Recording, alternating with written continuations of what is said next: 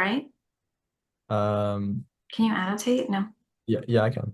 Okay, good. Hi, everyone. It's Frances Kweller. I'm so excited that we're here right now. I'm going to go through a bunch of things that you need to know for the Hunter exam. So let's begin quickly and promptly. Let's scroll down. So the test is January 24, 2025. It's only for sixth graders.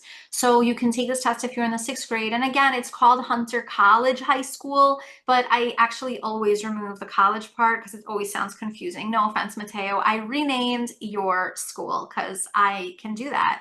Let's keep going. So again, it's January 24, 25, so that you have this. This is our tutor. Hello, look, he has a perfect SAT score.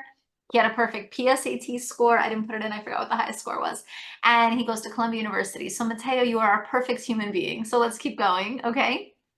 Um, so with that being said, a couple of things you need to know. Fifth graders who took the New York State ELA and Math, here's eligibility one. So eligibility one, let's scroll. Good. Scroll, scroll, scroll. So is a 474 or higher. So if you scored a 474, you're good. Plus.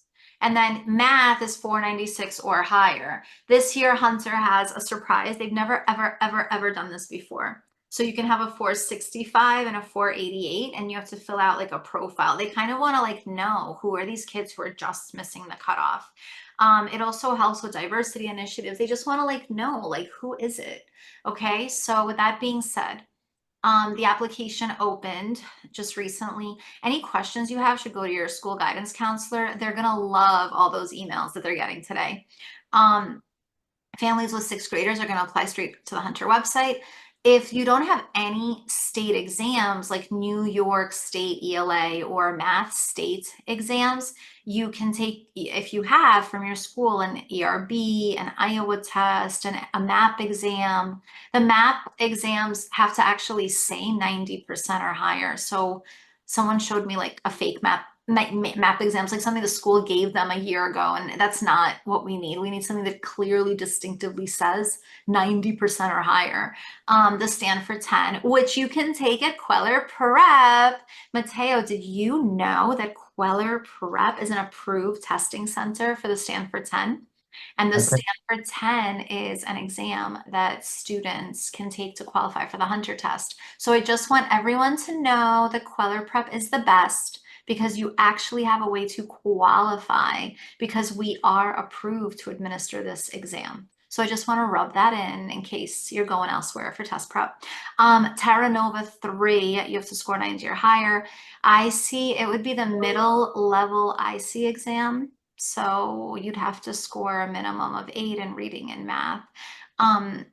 With that being said, these are all the different qualifications. And the Stanford 10, we're going to email parents. We're going to administer that at some point.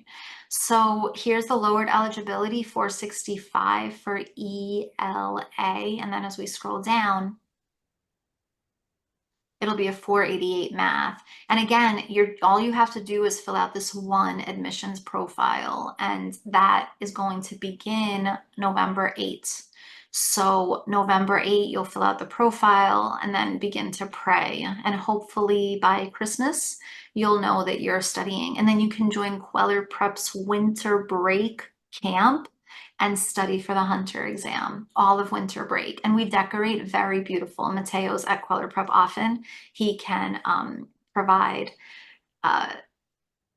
evidence to that. With that being said, if you scored a 465 and 488 or scored 88th percentile, then you can sit for the Hunter test. If you don't have any exams at all, contact us at info@kwellerprep.com. We will be administering the Stanford 10, and we're going to set the date pretty soon now that the Hunter test is out. Okay, next. It says here the students will be notified by January 10, probably sooner. So I want to say Christmas time. All right, let's keep going. So if you have no scores, you can take the test anywhere, but Kweller Prep is the best. So there's nowhere else to go. I'm just kidding. No, but we are. So just remember, we are approved to offer this one exam. So this will work out great. If you don't have an exam, you need to submit saying no test. You cannot lie that you did not take a hunter test, a qualifying exam. They're going to find out. So if you go to a school where in the 5th grade there were scores, you have to disclose this information. All right, let's keep going. Good. The eligibility, everything on the Hunter website will be very clear. So go straight to the Hunter website, go straight to eligibility, and then you make sure that you're eligible and then keep going, please, Mateo. The standard eligibility is everyone who's applying now this week. Around 3,000 students are going to be applying this week, 474 and 496. Families can fill out the academic insight profile, which I already mentioned a few times. You'll notice Kweller Prep, we mention stuff over and over again, and then we add colors, so it's the same thing. But this is the new eligibility with the 465 and the 488 math. Unfortunately, these are hard cutoffs. You will not be able to go lower than that. All right, so let's keep going. We have a prep course that is very good. If you're interested, Kweller Prep offers a fantastic program. Mateo is one of our teachers. He can testify that our programs are really good. I mean, we provide the books, we provide materials, we provide supplies. Everything you could possibly need is in this course.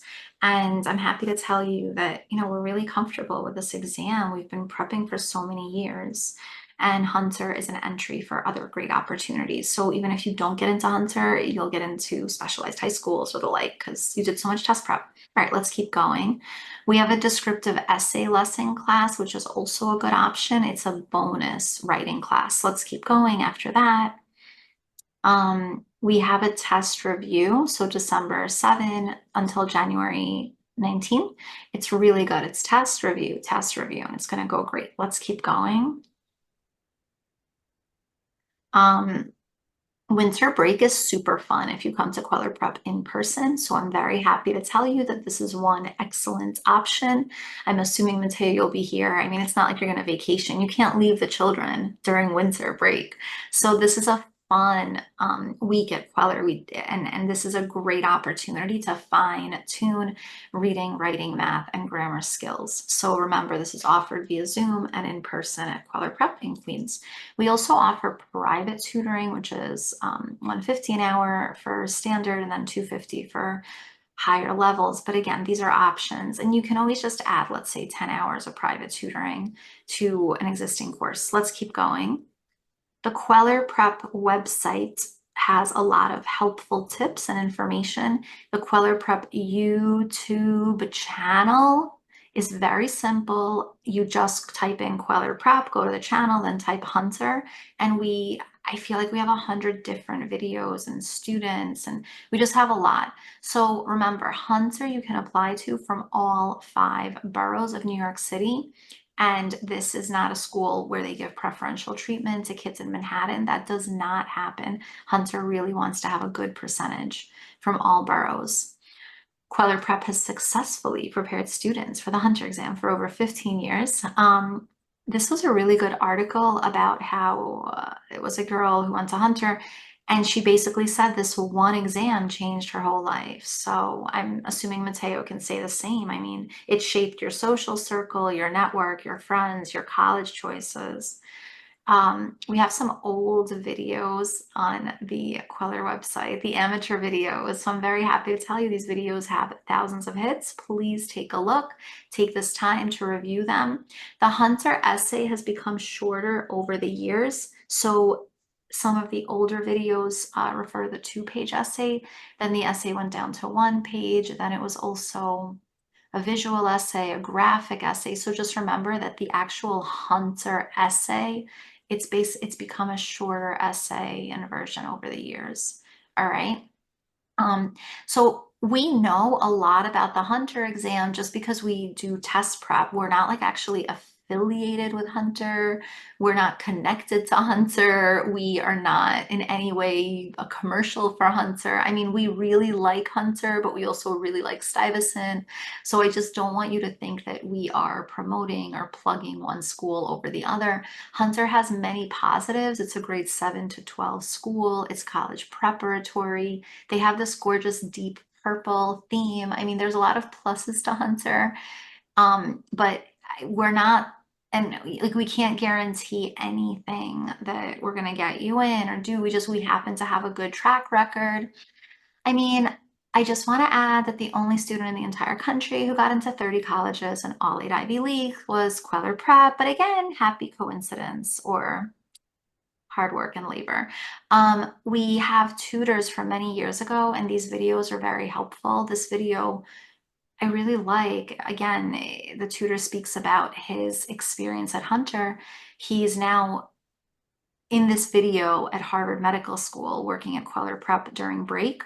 And he says that the smartest people he's ever met were from Hunter High School. So I mean, here he is post-college, he went to Columbia, medical school, and he's saying the smartest group of friends are my friends from high school. So I really like this video. Please keep us in mind. This is our main location in Queens. We don't operate a main location in Manhattan anymore. It's just life, and we are doing pretty well in Queens. We have a really large, beautiful location. Mateo's there every week, so he can attest to how nice it is. So this covers a lot. If you have any questions in the chat, you're welcome to write, communicate, and speak to us. But basically, this covers a lot. I want to just quickly show you what a Hunter test looks like. So Mateo, can you please give us let me just show everyone like a rough idea of the test. Good.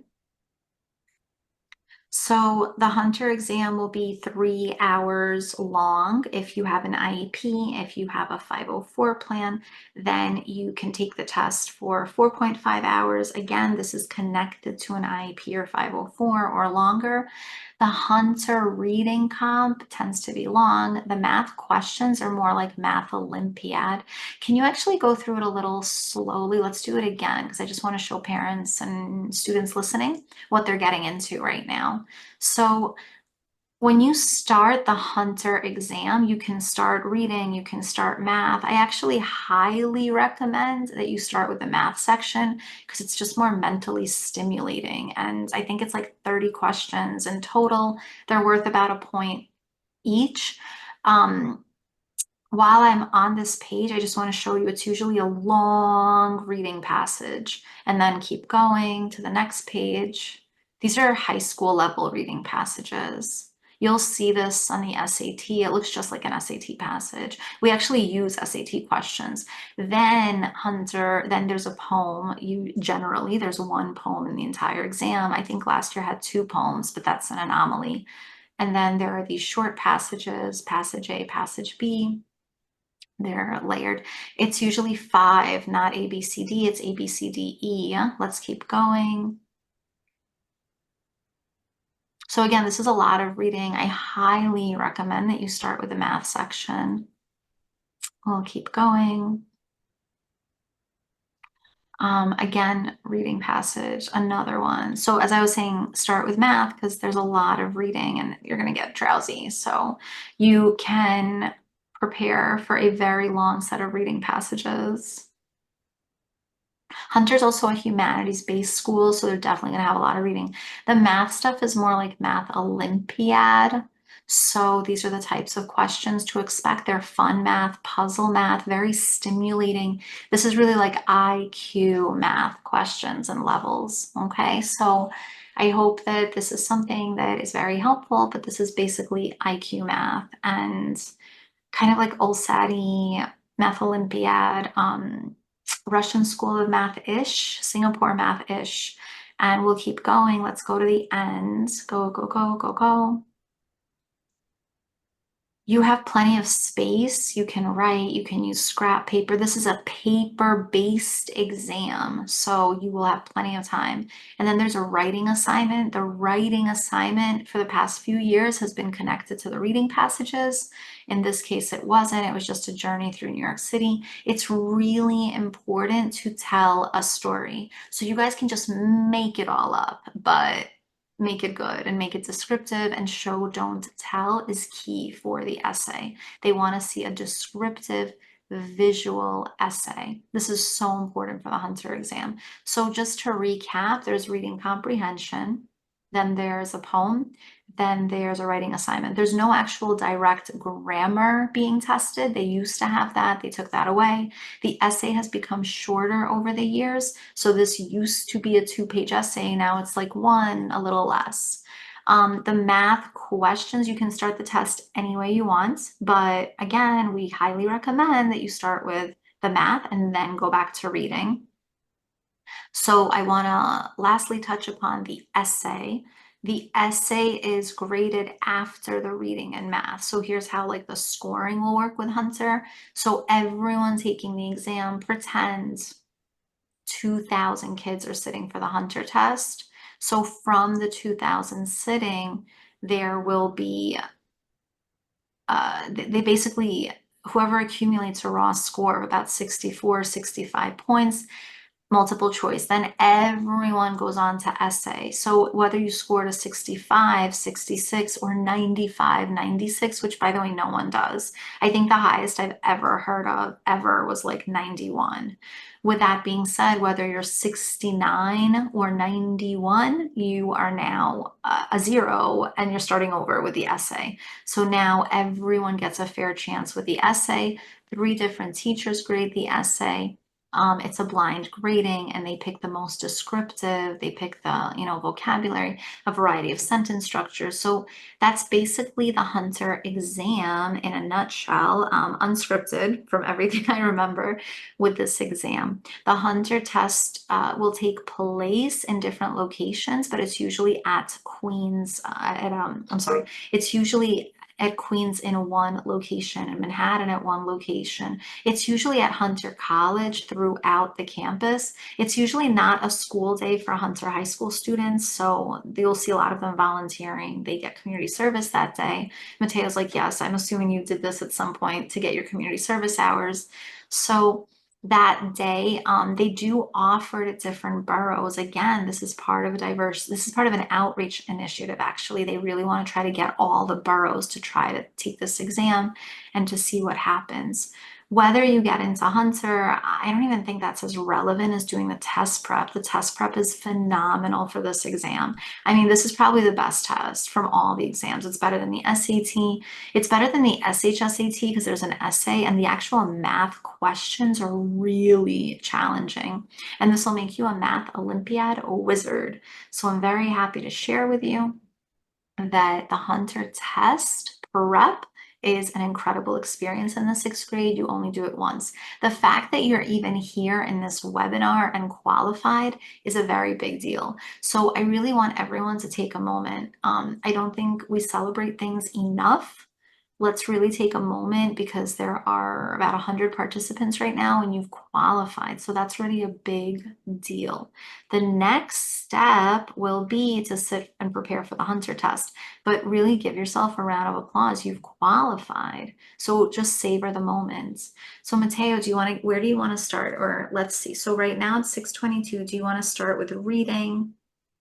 Yeah, I think we should start with, I know the math tends to be harder. I think maybe we should go with the reading until 7 and then do 7. most of the Yeah, time. that's fine. So Okay. let's do reading till 7, then do math and touch on the essay. Um, the Hunter exam, it's about 50 reading questions, and there are about 30 math questions, and then 50 and 30. The reading is usually a point apiece. The math is like a point and change. Once you hit about 64, 65 points, once you hit those levels, everyone's at 0, the essays get read. The Hunter essay is probably the most important part of the exam because you cannot get into Hunter without doing very well in the essay. So that's really important. Like you have to write a good, strong, descriptive essay. And again, the reading is lengthy and it's usually just a point, and the math is worth more. So that's why we're gonna go over reading now, but remember, it's a little easier to accumulate more points with math. No one gets 100 on the Hunter test ever. Yes, correct. Totals out of 100. No one, no one. All of these years I'm running Kweller, I've never heard of someone getting um, full score ever, 0. With that being said, this time, Hunter's only going to tell you if you passed or failed the cutoff score.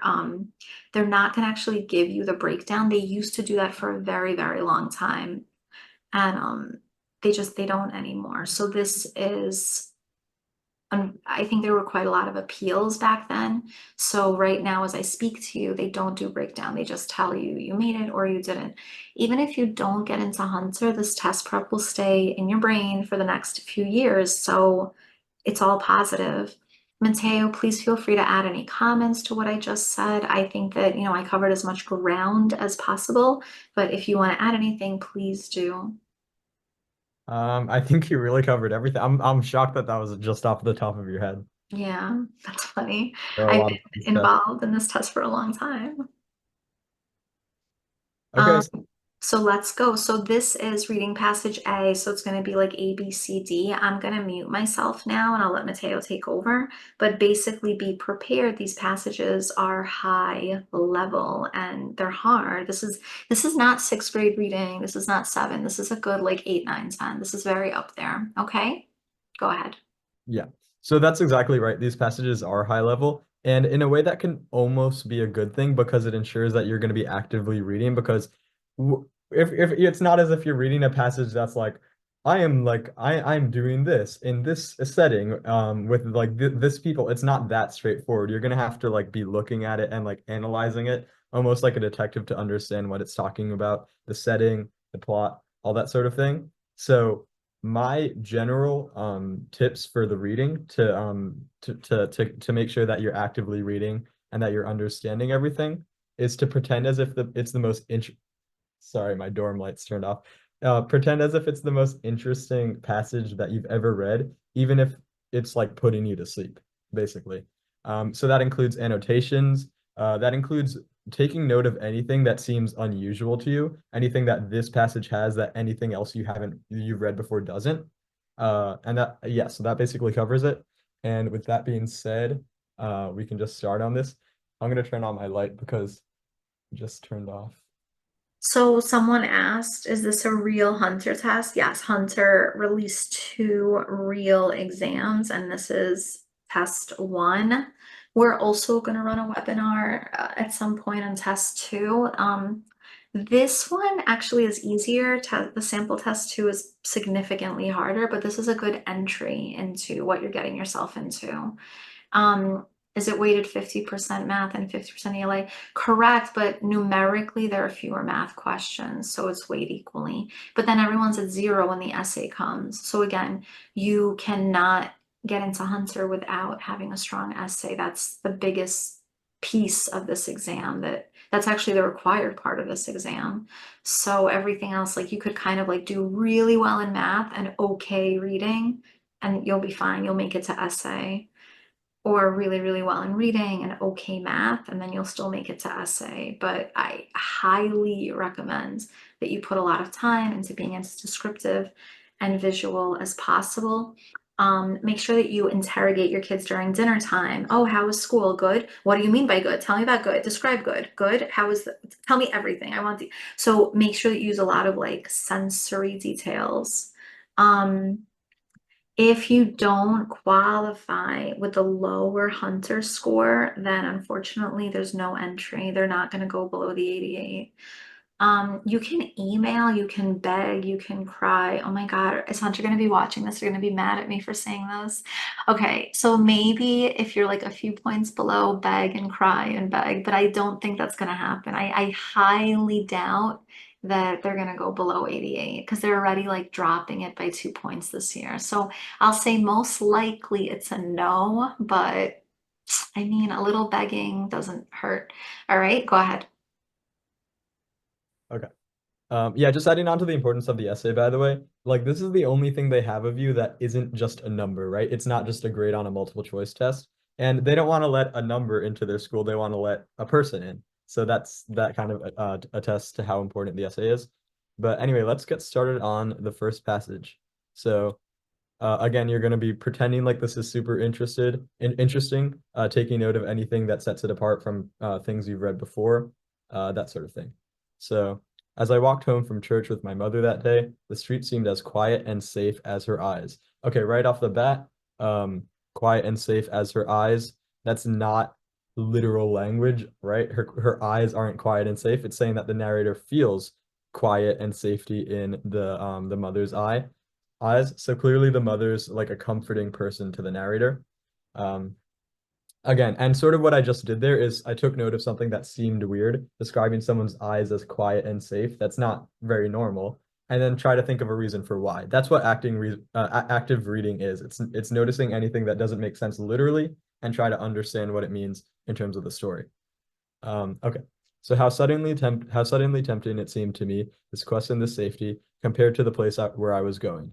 For I had decided to run away from my home and my mother that afternoon, down to the harbor to see the world. Okay. So usually these passages will not just unfold and like tell you everything about the story. So take note of information as you get it. This is a huge piece of background, which is the narrator is planning to run away to the harbor. And also notice that see the world. That sort of to me implies that the narrator has been a bit sheltered before. The narrator hasn't seen the world, and to me, and the mother is sort of like comfort and something that the narrator knows, but the narrator hasn't gotten much experience with things that they haven't been exposed to before. Okay.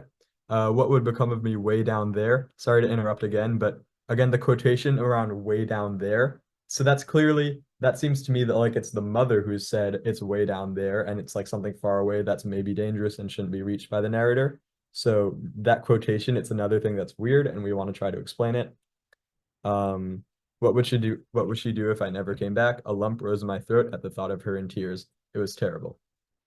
All the same, I am going to do it, I kept thinking doggedly. Okay, doggedly is a vocab word that they're going to ask about later. That's why it's underlined. And yet suddenly, as we reached our front steps, how near I came to telling her. But no, she would only spoil it all.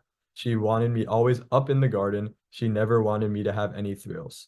Okay, what I was suspicious, what I thought was the case earlier in the passage, I thought maybe the mother like kept the narrator very sheltered. That seems to be the case. The mother never wants the narrator to have any thrills, aka the mother wants the narrator to be very sheltered.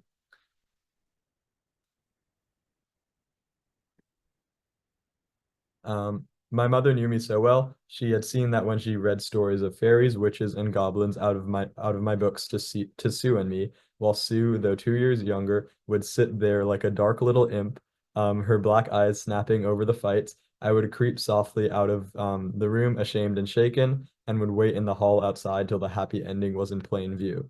Okay, so Sue is much braver than the narrator. The narrator is scared of like the scary stories, the fairy tales. Um, so my mother had gradually toned down all the fights and killings, the witches and the monsters, and much to my disappointment had wholly shut out the gory pirates who were for me the most frightfully fascinating of all. Okay, frightfully fascinating. Does anyone know what literary device that's called? Say it in the chat. You,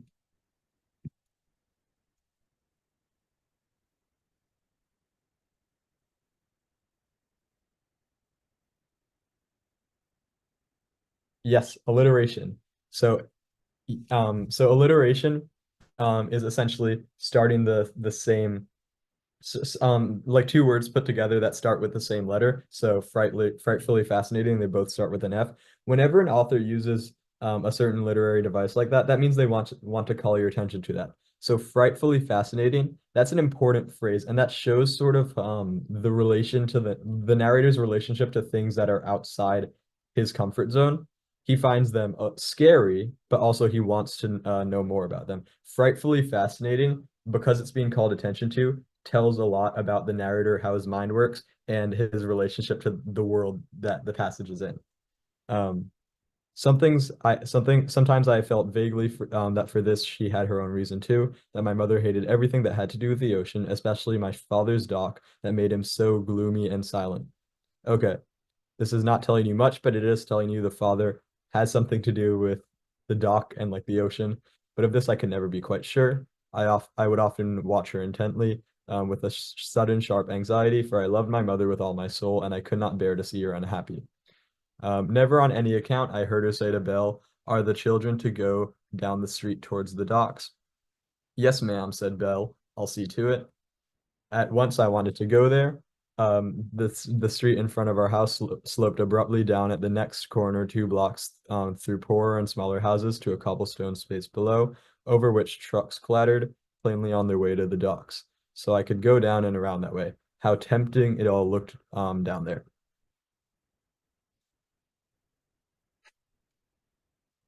Okay.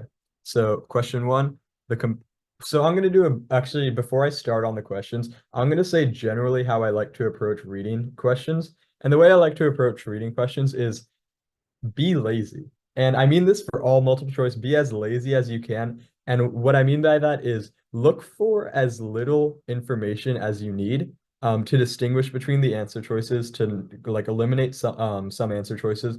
Let's say you eliminate like 3 answer choices just off the bat, off of like a very brief summary of the passage in your head. Then you have 2 answer choices remaining. Use just a little bit more detail to be able to eliminate the next answer choice, and then you get your answer. Don't like think super deeply and like try to pull everything from the passage if you don't have to. If the answers are very clearly wrong, just eliminate them right off the bat and try to spend as little effort and time on each of these questions because you have 80 of them to get through. Um, the way I like to the thing I like to compare looking at a reading problem to is almost think of like a blurry image that gradually gets like sharper and sharper. So if you can get the right answer, let's say you have like a very blurry image of like, I don't know, a giraffe. It's like if it's very blurry, you can probably still tell that it's a giraffe because a giraffe is like a very um it's a very distinct animal. But if you're given a blurry image and try to and you're asked to distinguish like what breed of dog something is or something more minute, you need more detail. So you need to make that image sharper, add more detail, and spend more time thinking about it to figure out the question. Essentially, that all boils down to be as lazy as possible and only need only use the minimum amount of information as you need to answer these questions. Okay. So number one, the comparison that the narrator makes between the streets and his mother eyes in lines 1 to 2 suggests that he finds the streets on that day to be, well, the streets. Okay, so what he says about the mother's eyes is that they're quiet and safe. And we mentioned this earlier. Obviously, the mother's eyes are not quiet and safe. Like all eyes are quiet. They don't make noise. And no eyes are safe or dangerous, right? They're just for looking. So the words quiet and safe, about the mother's eyes means that they're like comforting, to the narrator. So that's why to me, B looks like the right answer because yeah, comforting. That's what it means. As used in line 7, doggedly means, okay, so we have persistently, loudly, tiredly, fearfully, or dreamily.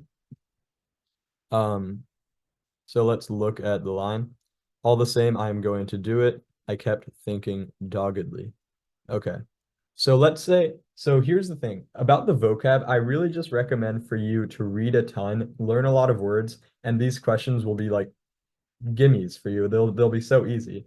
But if you don't, and if you don't know this word, that's fine because it still is made so that you can be able to use context clues to tell what the word means.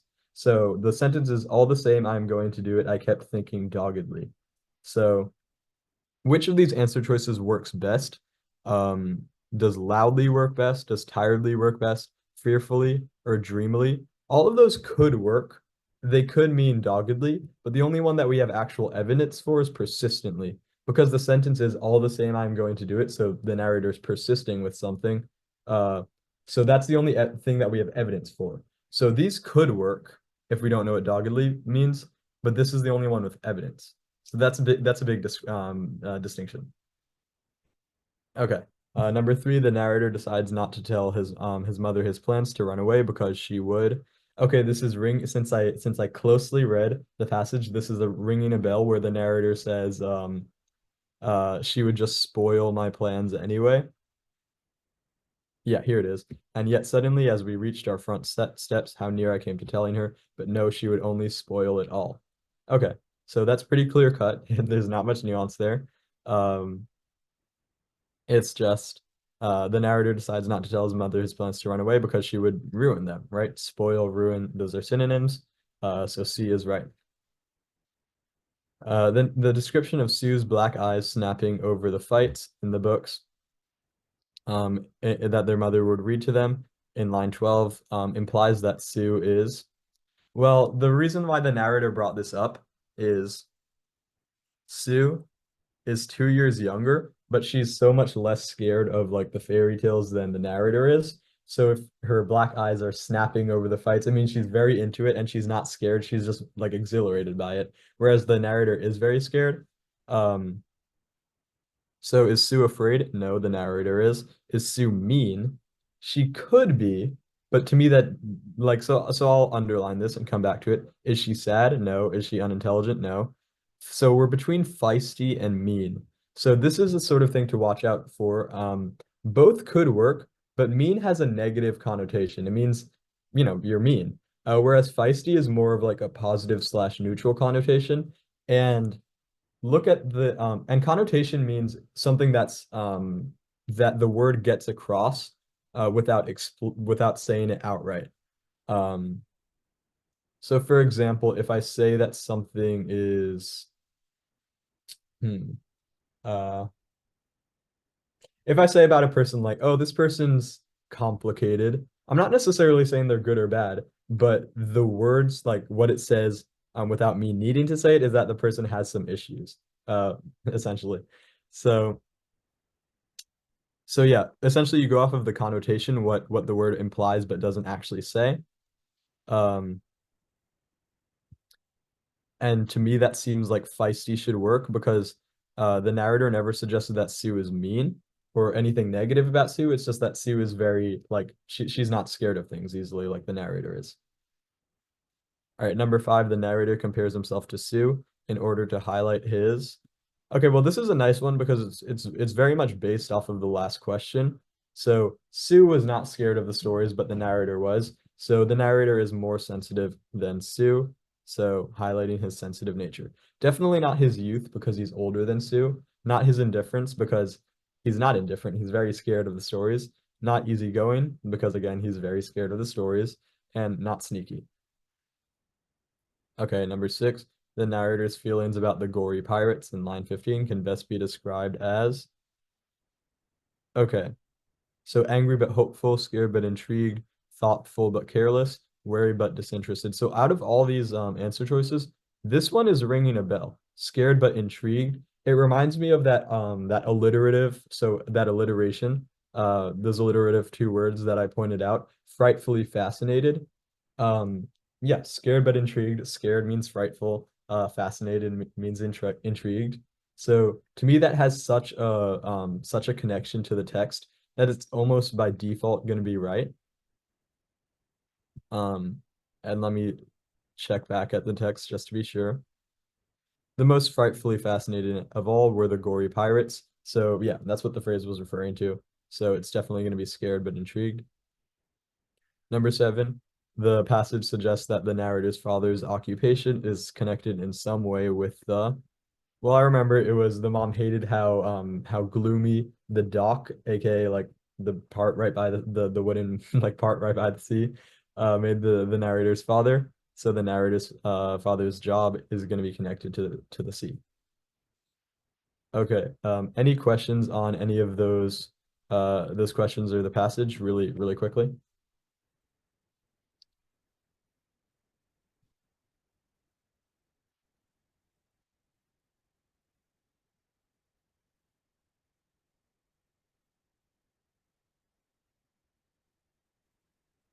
Okay, if not, I'm going to move on. Okay, so this is the poetry.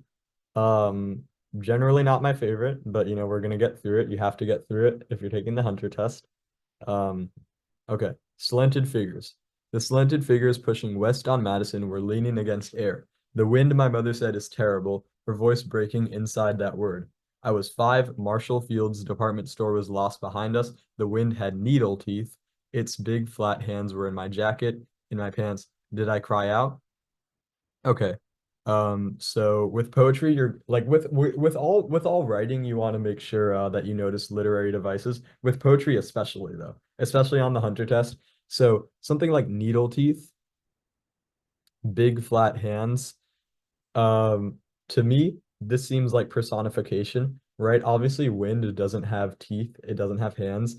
But the narrator is personifying the wind to just show like sort of how forceful it is. It feels like another person pushing against the narrator as they're walking by in Chicago.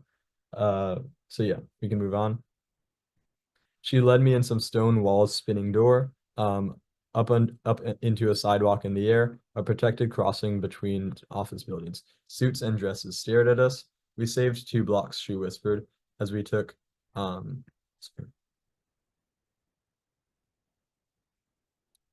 um we saved 2 blocks, she whispered, as we took the escalator down, and then we had to cross Chicago River, the Madison Street Bridge. Some years, my mother said they ran ropes down the stairs of these buildings to keep people from blowing away. The river, thick as slush but green, its ice mouth whispering, "Be careful, little boy," looked at what we walked on. The wind was in my shoes. Okay. I'm gonna move on. My midden was held my mother's glove. They held me to the earth and knew the way to the Chicago and Northwestern station. Our feet were stumps, she said, inside, as the train jerked, groaned, and rolled into darkness, smokes and sparks, the conductor calling out, each pausing in the dark.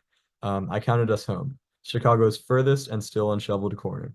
Our snow was clean. Out our house, its stucco white and tight, opened. From behind our kitchen window, we saw other trains, lights sliding past, the city exhaling clouds of people into icy air. It's terrible out there, my mother said. It just won't thaw. So one thing I think to notice about this passage is the city sounds so hostile throughout the passage, right? You have the river is whispering like menacingly to the narrator. The wind is pushing against it, it has teeth biting the narrator. Whereas once they're home, they have clean snow. Um, they're inside and they're looking out at the very brutal weather, and you get this feeling of comfort that you really don't anywhere else in the passage, and that's an important tonal shift, so shift in tone for you to take note of. Okay. Uh, 8. The people in stanza 1 are slanted figures because they are leaning into, well, go back to stanza 1. The slanted figures pushing west against Madison were leaning against air, so they're leaning against air. What is air? It's the wind here, right? So they're leaning against the wind. Um, you could be between snowstorm and a strong wind. And yes, we can assume that because it's Chicago, it gets really cold and they talk about like icy they talk about how it's icy throughout. It is a snowstorm, but always go with the one that's more reflected, that takes less guesswork or less inferences than the other one. So for example, with a snowstorm, we have to like make logical leaps so we can think like it's Chicago, it's clearly really cold, there's snow on the ground. Um, which is, those are all like it's very reasonable to assume that it's the snowstorm based off of that. Whereas for a strong wind, that's literally explicitly stated right in the line that they're talking about. So to me, that's like the more reflected by the text it is, the better it is when you're comparing two answers that are very close. In stanza 2, the suits and dresses stare at the mother and her son because the mother and her son are okay. Is it A, shivering? I think not, because probably everyone's shivering. Probably everyone's really cold. So I'm not going to say shivering. Um, and by the way, suits and dresses, that means people in suits and dresses. I actually remember when I was taking the test, I looked at the practice test and I was confused by that for a second. I was like, what does that mean? Yeah, like people in suits and dresses, basically like businessmen, businesswomen, that sort of thing. Poorly dressed, out of place, whispering, or appealing.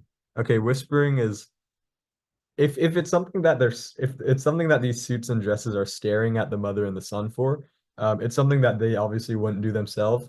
And I don't think that business people would never ever whisper. It's like that's not crazy. So I don't think it's gonna be whispering. And also appealing, that's just weird. So you're between poorly dressed and out of place. So this is sort of illustrates the concept I was talking about for the last question. Could the mother and the son be poorly dressed? Yeah, absolutely. Like that to me is not that it's not a crazy inference to make, but it's still an inference. So this is still something that's not stated,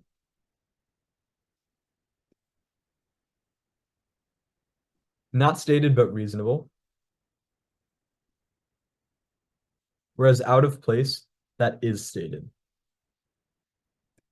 That's obvious because you have, all these adults going about their jobs, they're working, they're business people, whereas the mother and the son, it's like clearly that son is a little kid. He's not a businessman. He's not going to his job. So they are out of place. That's a statement of fact. Whereas B is an inference that's logical, but go with the statement of fact, go with the one that's reflected in the text if two answers are very close, but one of them's an inference and the other's not. So C is right. Okay. Number 10, in stanza 2, the mother speaks to her son twice in order to A, show off, B, frighten him, C, makes excuses for herself, D, provide information, or E, comfort him. Okay, stanza 2, she says, we saved 2 blocks. Some years, they ran ropes down the stairs of these buildings to keep people from blowing away. Okay, let's just go through the answer choices. So is she A, showing off by saying that? No. Is she B, frightening him? Well, okay, maybe the second thing she says, that they used to put ropes down the sides of the stairs to keep people from blowing away, that could be frightening him, but it says speaking to the narrator twice. So that implies that the two things have to be said for the same reason. And is we saved 2 blocks frightening the narrator? No, not at all. So it's not going to be B. Is she making excuses for herself? No. Is she providing information?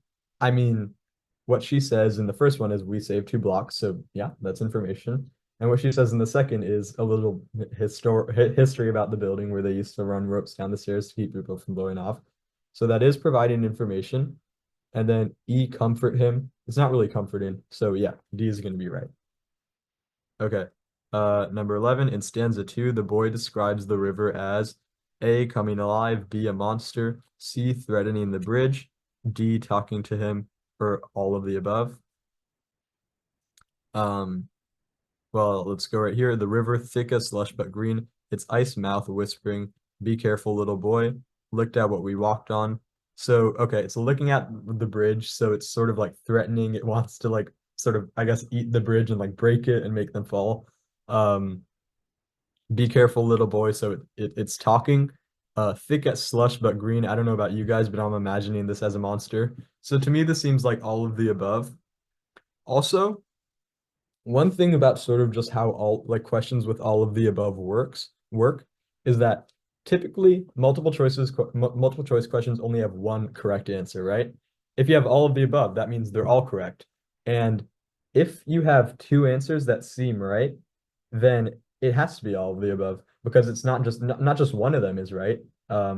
Because that like either one of them is right or all of them are right in all of the above. It's either the only correct answer or all of the above. So if you see two answers that are correct, that means it has to be all of the above. So to me, it like talking to him sort of implies that the river is coming alive, right? Because the river is not alive and it's also not talking. If it's talking, it has to be alive.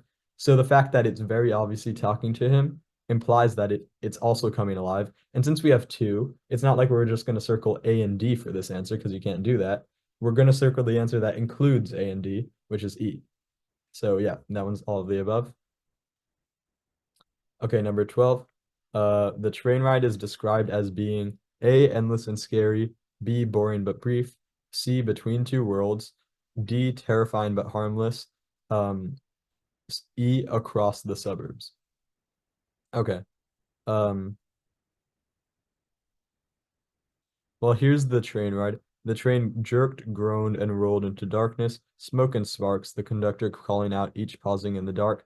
I counted us home, Chicago's furthest and still unshoveled corner. Our snow was clean. Our house, its stucco white and tight, open from behind our kitchen. We saw other trains, blah, blah, blah. Okay, so this is a pretty hard question. Um, so so all of these can be they can be reasonable if you make assumptions. So endless and scary, um, to me that seems like an assumption based off of, darkness, smoke and sparks. The train is jerking and groaning. Um, the reason why I feel like this endless and scary doesn't work is because the narrator is counting us them home. And maybe this is me being very like like a math person, but if you count yourself home, that means that there's a number that you ended counting on, which means that the train ride isn't endless, right? Because you're counting and counting until you stop. So you're not just counting to infinity. So the fact that the narrator mentions counting implies that it's not endless and they're not the author is not trying to imply that it's endless. They're not trying to say it's endless. Because counting and then arriving at your destination necessarily shows that, it's not endless. Um, so I don't think it's going to be A. B, boring but brief. It could be that, but we have no evidence for that at all. So it's like you could assume that, but you wouldn't be doing that based off of evidence. C, between two worlds. Okay, to me works. This works pretty well because the narrator in Chicago is fighting against the wind. He's being threatened by the river. The river is like slushy and green. It's all nasty. Whereas once they're home, they're indoors, right? So that's a very different world. They're safe. The home, like the snow right outside their home, it's completely white. It's not dirty or slushy or something like the river. Um, so there was, and I mentioned this when I was reading, there was a high level of like contrast between the outside in Chicago and the suburbs and where they're from. So this could work. D, terrifying but harmless. I just didn't see evidence of that. And then E, across the suburbs. It wasn't across the suburbs, it was from the city to the suburbs. So it's not going to be E. So C, between two worlds works. Okay. Um, it's 6:55. So I'm gonna do as much of this next passage as I can. Um, I'll try to talk pretty quickly. None of them knew the color of the sky. Their eyes glanced level and were fastened upon the waves that swept towards them. The waves were of the hue of state, save for the tops, which were of foaming white, and all of the men knew the color of the sea. The horizon narrowed and widened and dipped and rose, and at all times its edge was jagged with waves that seemed thrust up upon points like rocks. Many a man ought to have a bathtub larger than the boat which here rode upon the sea. These waves were most wrongfully and barbarously abrupt and tall, and each froth top was a problem in small boat navigation. Viewed from a balcony, the whole thing would doubtless have been picturesque, but the men in the boat had no time to see it. There were other things to occupy their minds. It would be difficult to describe the subtle brotherhood of men that was here established on the seas. No one said it was so. No one mentioned it, but it dwelt in the boat, and each man felt it warm him. They were a captain, an oiler, a cook, and a journalist, and they were comrades in a more curiously iron-bound degree than may be common. The hurt captain, lying in the bow, spoke always in a low voice and calmly, but he could never command a more ready and swiftly obedient crew than the motley three of the boat. There was a comradeship that made the journalist, who had been taught to be cynical, know even at the time that this was the best experience of his life. But no one said that it was so. No one mentioned it. Okay. Um, in this passage, the color of the sky is. So this to me seems. I remember the first stanza or the first paragraph was very focused on color, so I'm going to look at that.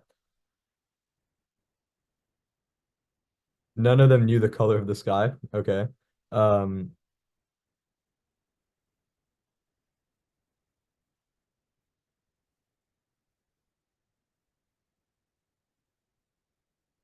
So it says none of them knew the color of the sky. So yeah, the color of the sky is not stated. Um, 14, as used in line 2, hue means, okay, so We have these waves were of the hue of slate, save for the tops, which were of foaming white. Okay. So we don't know what hue means. And let's say, so slate, it means like sort of grayish rock. So hue means color, right? But it's saying the waves had the hue of slate except for the tops, which had the color of white. So notice how the except for sort of sets up a parallel structure between these two parts of the sentence, right? So they had the hue of slate and then the color of white in the same description. So we can assume that slate is a color because white is a color, and we can also assume that color means hue because the sentence is parallel and it's meant to set that up. So to me, hue seems to mean color.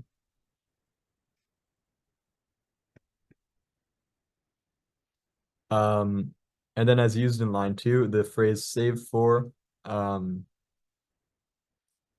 well, again, look at what we just said. So the waves were the hue of slate, but the tops of the waves weren't. They were white.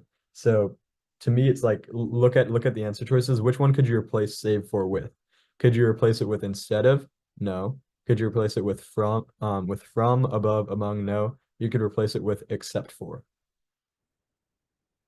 Number 16, the fact that the horizon narrowed and widened and dipped and rose suggested the okay, well to me it's like they're on the ocean, right? The horizon it's narrowing and widening, dipping and rising. So to me it's like that seems to recall sort of like the motion of a boat, right? Up and down, sort of side to side. They're rocking in a boat, basically. Um, so that seems like D to me. Number 17, viewed from a balcony, the whole thing would doubtless have been picturesque, suggests that. Okay, well, essentially what I got from this part of the passage was they're going through a tough time, right? They're in this tiny boat, they're out on the sea, like the waves are huge, but the scene is pretty. Well, if you're fighting for like your survival and you're fighting in this like tiny boat to like get to land or whatever, you're not going to care if where you are is pretty. So to me, this sentence seems to mean if they weren't fighting for their survival and if they weren't in this terrible situation, it would be pretty and they would be able to appreciate that, but they would only be able to appreciate that from an outside perspective. Um, so let's look at what answer choice seems to reflect that. And that to me seems to be C, right? They would appreciate that where they are is pretty only if they were outside of it. So their view of the situation depends on where they are. Okay, so I'm gonna stop here with the English. Any like quick questions about the English in general?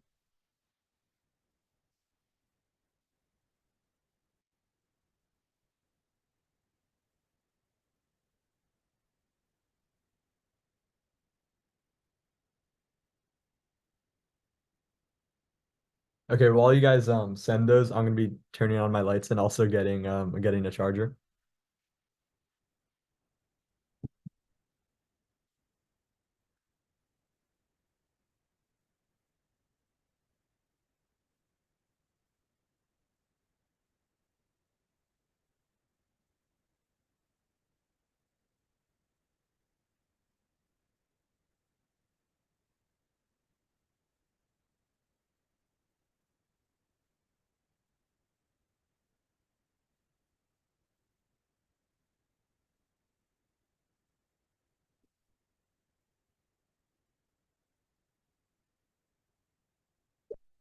Okay, I didn't get any questions. Oh, I just got one. What is a good way to develop reading comprehension skills? Um, Truthfully, this is a bit of an annoying answer because it's an answer that requires a lot of work. But the best way to get reading comprehension skills is just to read a ton, right? Because you're gonna have like by just reading a lot and reading a bunch of sort of different things. So maybe it's newspapers, novels, all that sort of thing, like poetry even. It's like you're gonna get like a database in your head almost and that sort of becomes a way to understand everything new you read. You have something to compare it to. You know certain like idioms and phrases that people use a lot while writing. So really the best way to develop reading comprehension is to read a lot. If you don't want to do that, listen, I understand. Um, the best way to do it on a test, I would say, is to notice anything about the passage that seems off, right? That doesn't like make sense very explicitly in terms of like what the passage says plainly and is getting across. If that doesn't really make sense, then try to think of possible explanations that the writer could be wanting to say that.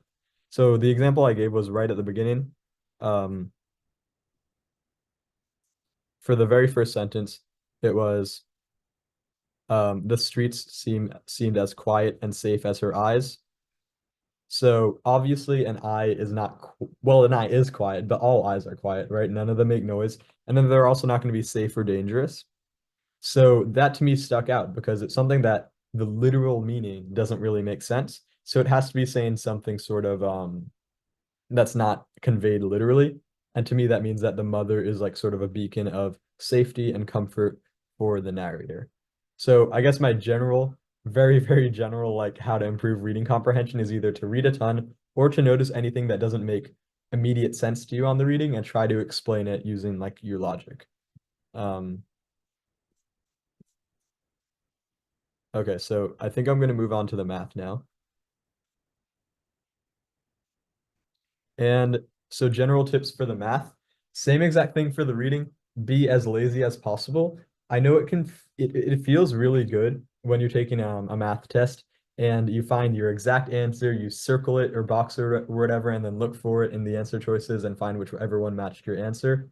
That's a great way to do it, but it also takes a lot of time. And hopefully I'm going to try to show you guys how to save time because this is a really long test. So right off the bat, we have a very simple computation. You're adding two numbers up.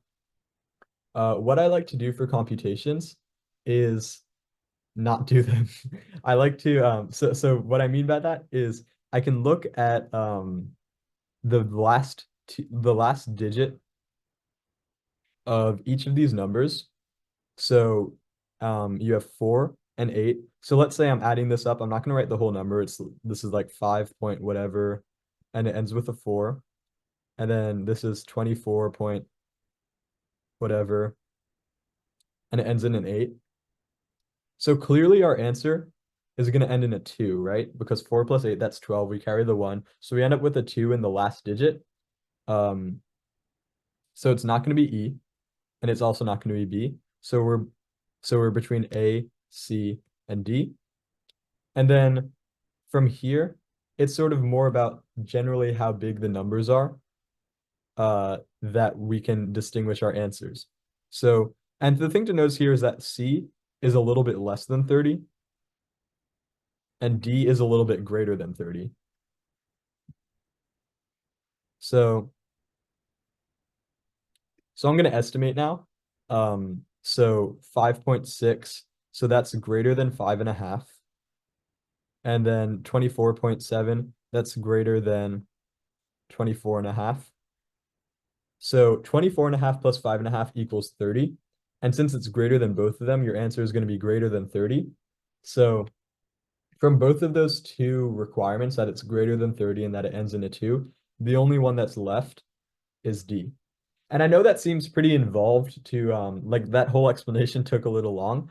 But once you get sort of like a sense to how to do this, sense of how to do this, it becomes like really quick. Like you can just look at it and do it. So yeah, my general tip to skip calculation is to look at the units digit to or not the smallest digit because that's the easiest one to calculate and eliminate answers. And then usually by like estimation, you can find the answer based off of the remaining from the remaining answer choices. Okay.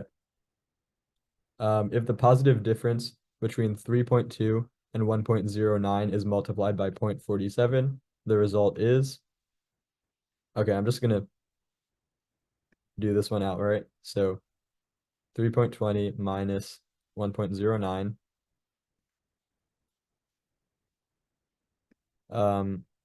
So this is equal to 2.11. And then we're going to multiply this by 0.47. So here's where I'm going to stop the calculation because I don't feel like doing this anymore. 2.11 times 0.47. So let's look at the smallest digit again. That's going to be 1 times 7. So whatever we're looking at is going to end in the 7. So it's not going to be C or D. And then also we have 2.11, that's around 2. And then 0.47, that's around 1/2. 2 times 1/2 is equal to 1. So we know that our answer is going to be around 1. This is clearly around 10. This is around point 1. And this is around 1, so it's going to be B. Do you guys start like it like this sort of method, it is fast. I just had to explain it a lot for the first one. Okay. 50, what is the value of 1/2 divided by parentheses 1/2 divided by 8? So yeah, so this one, do the parentheses first, right? If you guys know PEMDAS, that stands, it's the order of operations that you should do things in. So parentheses, go with whatever's inside the parentheses first, then exponents, then multiplication slash division, and then addition slash subtraction. Okay, so 1/2 divided by 1/8, so that's 1/2 times 8. So this is going to be, sorry, I forgot the division sign here. So this is going to be 1/2 divided by 4, aka 1/2 times 1/4, 1/8. So this one's E.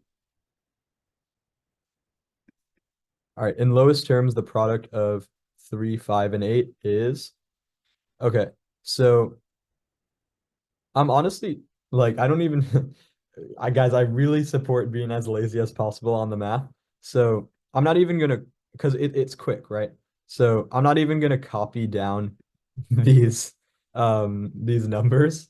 I'm just gonna draw multiplication signs in between each one and sort of cancel it out, cancel terms out and factors out from that. So 5 and 15, we can cancel that to 1/3. 8 and 4, we can cancel that to 2. And then 3 and 12, we can cancel that to 1/4. So this becomes 2/12.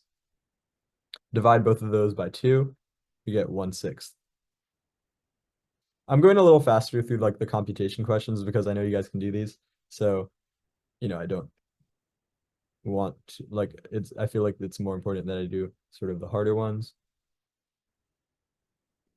Okay. What is the value of the following expression? So 7/2 minus 1/4. So always put it in the least common denominator.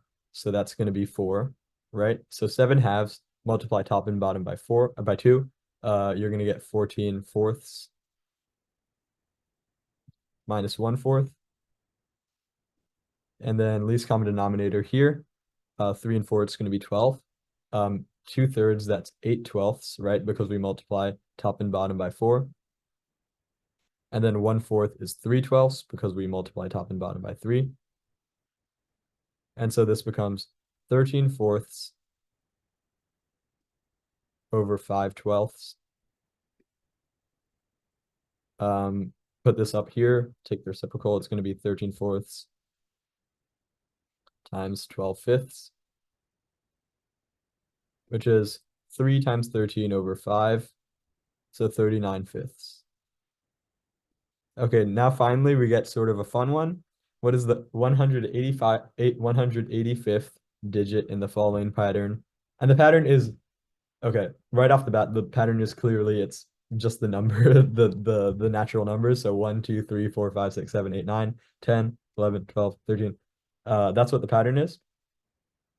Now, so we always want, when we're looking for a pattern, we want things to remain the same as we go further and further in the pattern.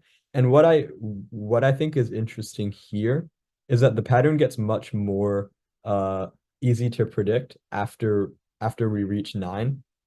So after 9, or after we reach 10 rather, we're gonna have the tens digit and then 0. And then the tens digit again, and then 1, tens digit 2, tens digit 3. So this is going to go until 19. And then at 20, it's going to be the same exact thing again, where that 20 is going to be held constant. So so like all of these are 1, 1, 1, 1, 1 until we get to 20.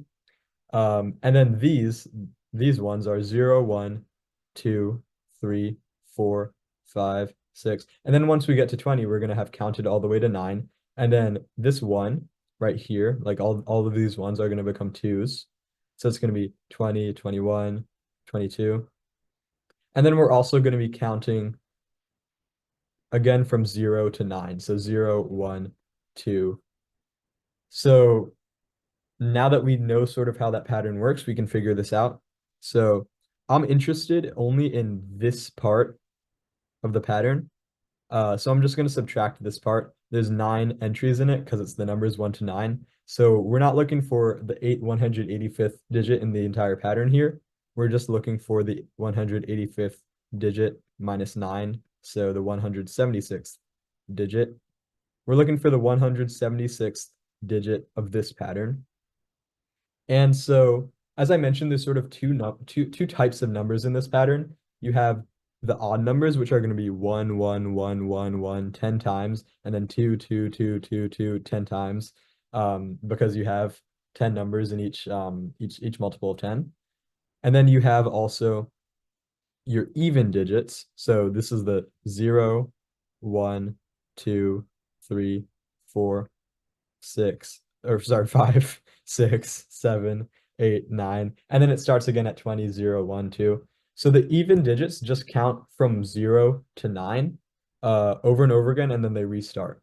And we're looking for the 176th digit in this pattern. So that's obviously an even digit. So with that, we can sort of figure this out. So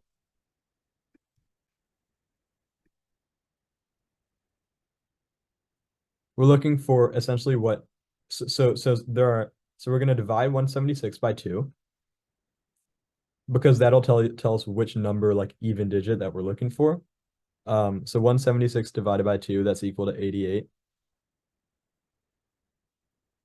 So essentially we're going to look for what the 88th even digit is.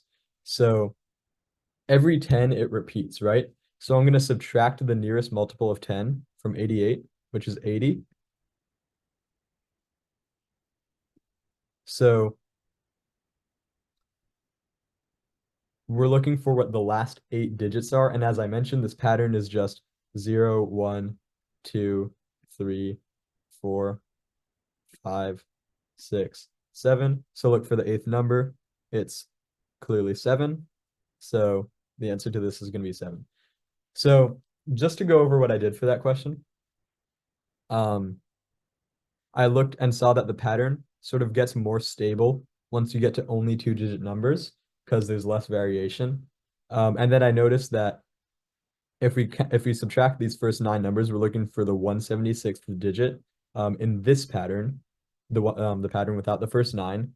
And that's an even digit. And we can notice that all the even digits are just going to be counting 0, 1 up until 9, and then restarting 0 to 9. So we can find it much easier that way. Okay. 54 copycat copies charge. Geez, that's a tongue twister. Copycat copies charges 8 cents for the first copy and 12 cents for each additional copy. What is the greatest number of copies you can get for $3? Okay. So first so the 12 cent, this is almost similar to the last question in the sense that things get much more regular and sort of stable, except for one thing that we want to subtract. So for here, the stable part was the 2-digit numbers, and so I subtracted this. And it's actually pretty similar for 54. The stable part is the 12 cents per copy. And the unstable part is the 18 cents for the first copy because that's not the regular price. So I'm going to subtract that. So for $3, I'm going to subtract that first 18 cents. And I get $2.82. And now I'm going to, and that's one copy. And now I'm going to divide 282 by 12. by, well, 0.12 to find how many additional copies I can get. So 28 divided by 12, that's 2, and then subtract 24. 42. So the greatest we can get is 36 because we're not going to get, like 1/2 of a copy. That's not going to happen. So the greatest whole number that we can get is 23. But it's careful, like be careful, that's not our answer because we also got 1 for 18 cents. So in total, we're going to get 1 plus 23 copies, so 24.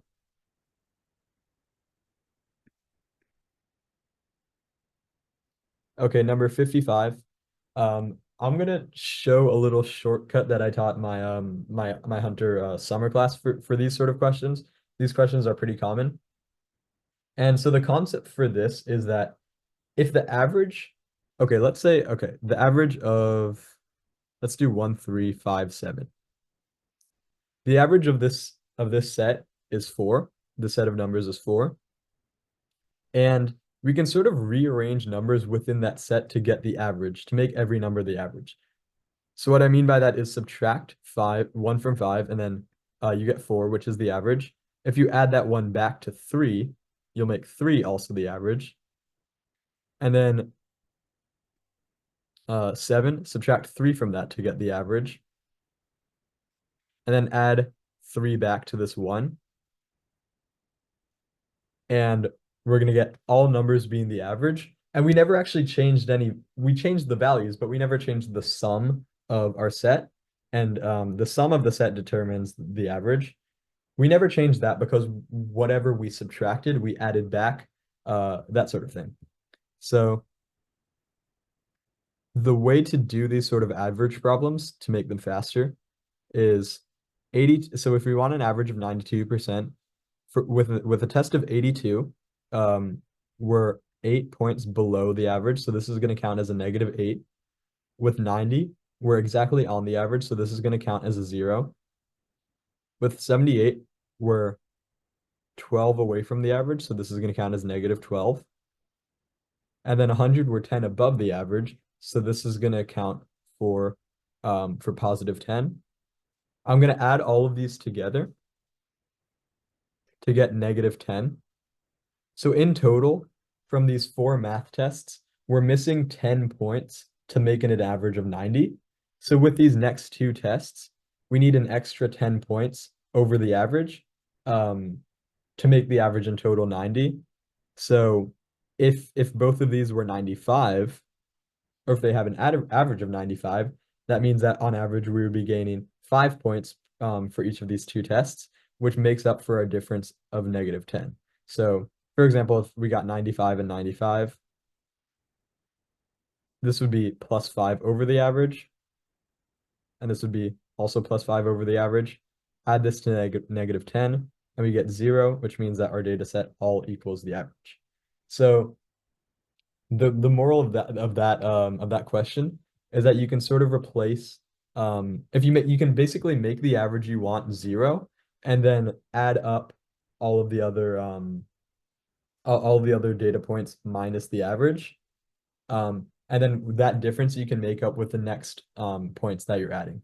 So another example would sort of be, let's say I got 84, 87, and 96 on a test, and I want an average of, I don't know, 98. Well, actually, no, this wouldn't be possible. Let's say I want an average of 92. To find what I need on the next test, we're gonna say that 84. Okay, so we're gonna make our average 0, so 92 is 0. 84 would count then as a -8. 87 would count as a -5, and 96 would count as a +4 because that's 4 above the average. So in total, we're missing out on 9 points to make the average, meaning this next point has to be 9 points above the average. So it would have to be 101. So good luck to me for getting an average of 92. It's probably not going to happen. Okay.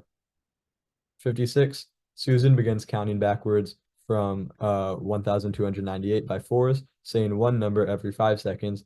At the same time, Jim begins counting forward from 171 by threes, saying one number every 5 seconds. What number will they both say at the same time? So I'm going to draw a number line for this. Not really, I mean, a very crude number line. So Susan counts backwards by fours. So I'm going to just draw 1 second. So Susan, so she counts backwards in a second. She goes four backwards. And then Jim counts three forwards. So in 1 second, the distance between them, the difference between the two numbers shrinks by 7. So, right, because Jim shrinks it by 3 and Susan shrinks it by 4. In total, it's shrinking by 7. So I'm going to find the distance from 128, 1,298 and 171. That's the difference between these two numbers. And it's like sort of, if we imagine this as a distance problem, it's the amount of distance they have to cover. So that's 1,127. And I'm going to divide this by seconds to find the total number of seconds that they need to count to make this distance equal to 0, aka to meet each other, to say the same number. So dividing that's going to be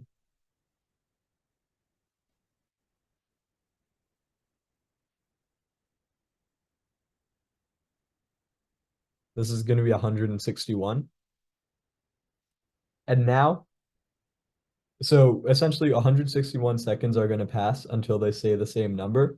So I can either multiply 161 to 3 and then add it on to 171 to get this, to get the number that they both say, or I could subtract 4 times 161 from 1,298, get the number that they say at the same time, because they're saying the same number. So I can either go from Susan over here subtracting, or from Jim and adding it. I'm going to go from Jim. So 3 times 161, that's equal to 483. And then I'm going to add this on to 171.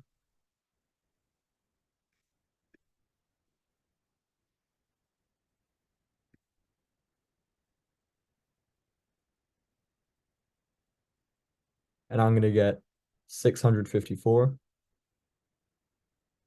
So it's E. Okay, 57. Gabe is taller than Helen, and Helen is shorter than Iris. Iris is shorter than both Jack and Kaiko. Which of the following statements is true? So I'm gonna actually, so higher is gonna be taller on this. So we have Gabe is taller than Helen, and Helen is shorter than Iris, and Iris is shorter than, so the arrow down means that that person is taller. The arrow, whatever. So Iris is shorter than both Jack and Kaiko.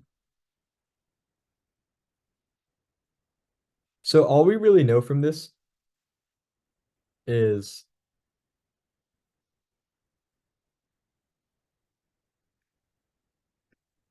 we actually don't really know. Okay. So we know that Gabe is taller than Helen, that Iris is taller than Helen. So the relationship between Gabe and Iris, we don't really know. We just know that they're both taller than Iris, or sorry, taller than Helen. And then we for Jack and Kaiko, we know that they're taller than Iris and they're taller than Helen, but we don't know we don't know whether they're taller than Gabe.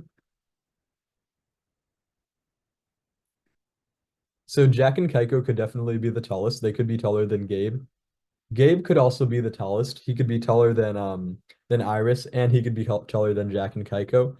Iris can't be the tallest because even though she could be taller than Gabe, she can't be taller than Jack or Kaiko. And Helen definitely can't be the tallest because she's shorter than Iris. So it's going to be E, Gabe, Jack, or Kaiko. could be the tallest person. Okay. It takes 24 feet of fence to surround a square piece of land in Linda's backyard. Linda wants to plant flowers everywhere, but on a diagonal sidewalk shaded in the diagram below. Note that there is 1 foot of sidewalk along the 2 sides of the square as indicated in the diagram below. What is the area of the sidewalk? Okay. So what I support in math is to find the laziest way to do things, as I keep on saying.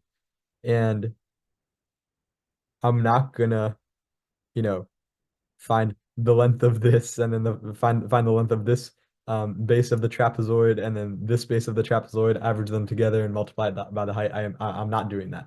I'm definitely not doing that.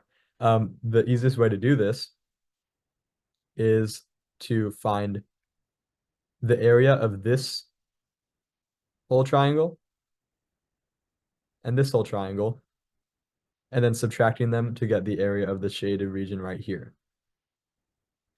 And so if it takes 24 feet of fence to surround a square piece of land in Linda's backyard, well, so that tells us 24 is the perimeter. And the perimeter, since it's a square, it's going to be 4 times the side length. So I'm going to write 4x equals 24. And so x is 6, so the side length is 6. So this is 6. And this is 6. And then if you have this sidewalk, the sidewalk is 1 foot long, then this is going to be 6 minus 1, the smaller triangle. It's going to be 5. And then same here, it's going to be 6 minus 1 equals 5. And now I'm just going to subtract these two triangles. So we know our formula for the area of the triangle, it's 1/2 times base times height. So it's going to be 1/2 times 6 times 6 minus 1/2 times 5 times 5. This is going to be 18. This is going to be 12.5. So our answer is going to be 5.5.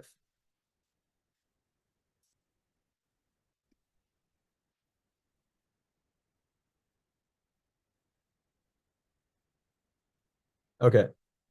What is the 69th even natural number? When the 69th even natural number is subtracted from the 119th odd natural number, what is the result? Okay, so it's helpful to know the formula for your odd numbers and even numbers. So the nth odd number, or sorry, the nth even, very simple formula. It's 2n. Because your first even number is 2, your second one is 4, 2 times 2, 4. Your third one is 6, 3 times 2, 6. So that's your nth even number. And then your nth odd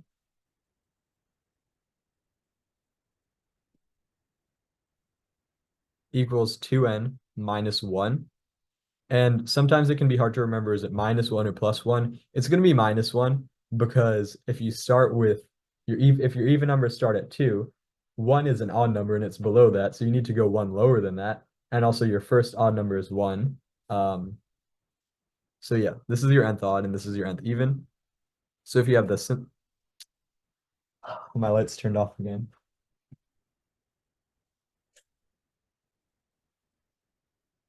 Sorry guys, they have like a power saving thing where during like the evenings, I'm at my dorm room. They turn off the lights if there's no motion, and I was just sitting here at my desk. Okay, but the 69th even natural number. So we know the nth even is 2n. So the 69th even is going to be 2 times 69, which is 138. And the 119th odd natural number, we know the nth odd, it's 2n minus 1. So the 119th one is going to be 2 times 119 minus 1. This is 238 minus 1, which is 237. And then I'm just going to subtract them. So 237 minus 138. And that little trick is coming back. We can see from here, this is basically 17 minus 8. So the last digit is going to be 9. And it's not 49 because that's not like just by estimation, like 240 minus 140 should be around 100. So it's going to be 99.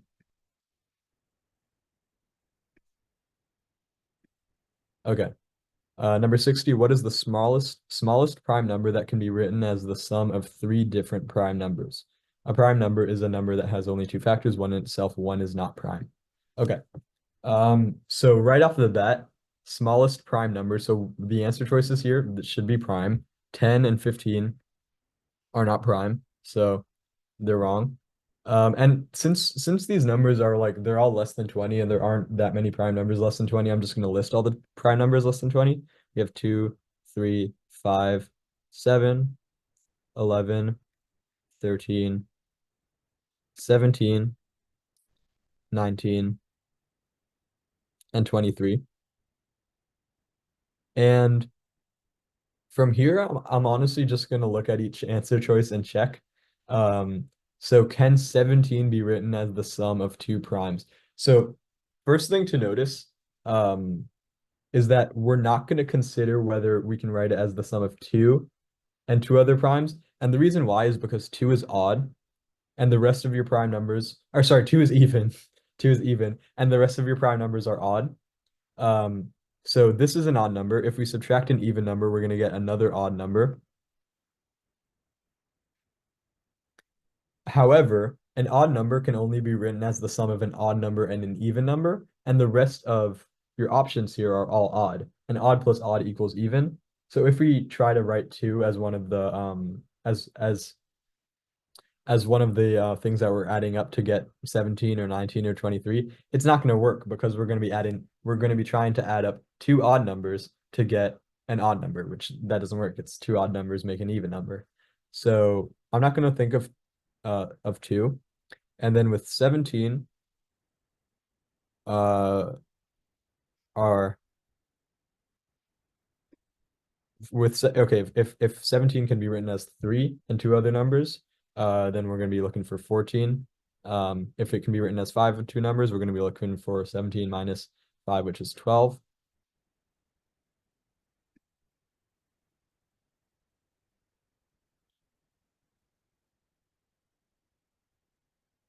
And then, okay, look, so 17. So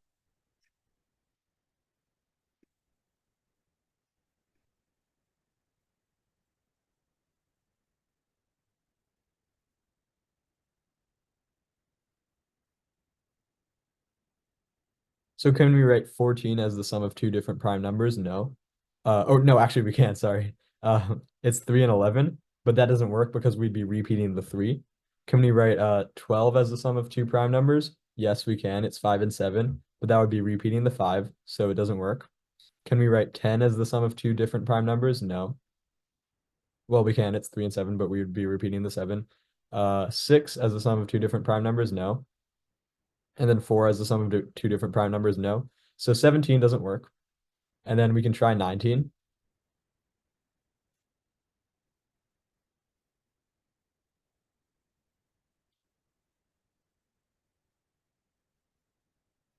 So 19, we would have, so if we have a 3 in there, then we'd be trying to make 16 the sum of two prime numbers. Does that work? Yes, it does, because we have 5 and 11, and those are both different from 3. So 19 equals 3 plus 5 plus 11. So this is the smallest prime number that can be written as the sum of three different prime numbers. Okay.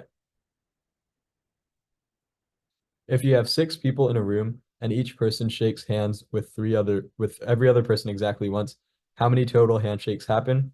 This is a very very sort of common question, classic question, some may say.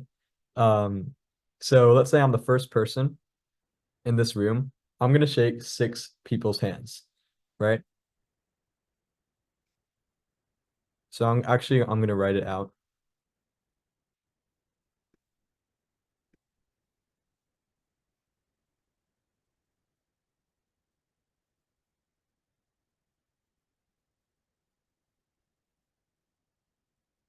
So okay, so this is gonna be 5 plus 4. Sorry, 1 plus 2 plus 3 plus 4. So this is gonna be a total of 5 handshakes from this first person. And then from the second person, we're not going to count this as a new handshake because that handshake has already been drawn. So we can draw 4 new handshakes from this person. From the third person, we can draw 3 new handshakes. So here, here, and here. From the fourth, we can draw 2 new handshakes. And then from the fifth, we can draw only 1 more. So this is going to be 5 plus 4 plus 3 times plus 2 plus 1, which is equal to 15. However, there is actually a shorter way of doing this question, and it involves something called combinations. So essentially, how many handshakes happen in the room? You're asking basically how many groups of 2 can you choose from a group of 6 people? And so we actually have a formula for that. I'm going to write it down here. The number of groups of R objects from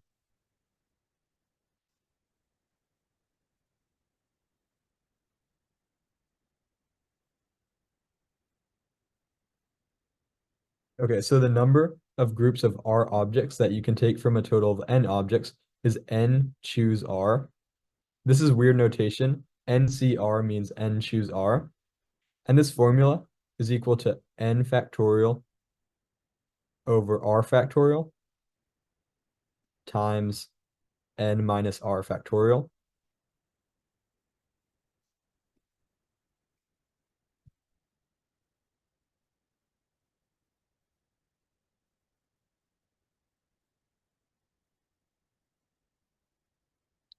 And so we can sort of plug this in with 6 and 2. So if we're looking for like 6 people in a room and we're looking for the number of groups of 2, then our N is going to be 6. Our R is going to be 2. And N minus R is going to be 4. So 6 factorial. So that's equal to 6 times 5 times 4 times 3 times 2 times 1. Essentially 6 times 5 times 4 factorial over 2 factorial times 4 factorial. So that 4 factorial cancels out and we get 15. And yeah, we can try this for like for much bigger numbers and it makes this a lot easier. Like we could have counted just added up all of them for this one, but let's say we had 30 people in a room and we want to find the number of groups of 3. That would be hard to do, but it's easier. It's a lot easier with this formula. It would be 30 factorial times 3 factorial times 27 factorial, which is equal to 30 times 29 times 28 times 27 factorial over 27 factorial. So it would be 30 times 29 times 28 over 3 factorial. I'm not going to calculate that, but yeah, this formula makes a lot of it's I don't think Hunter expects you to know it. A lot of people I would say like some kids definitely do know it who are taking it, but it makes a lot of the questions a lot faster. Okay. In this grid, the dots are spaced 1 unit apart, horizontally and vertically. What is the number of square units enclosed by the solid line? Okay. So again, be as lazy as possible with this question. So I'm noticing here, notice that I can take this triangle. Okay, this slanting thing is sort of what's annoying me, but I can take this triangle. Sorry, I can take this triangle and put it here. So clearly those are the same triangle. I can put that triangle here, and then I'm getting rid of this. And this just becomes one rectangle, which has a width of 2 and a length of 3. So in total, the area is going to be 2 times 3, which is 6.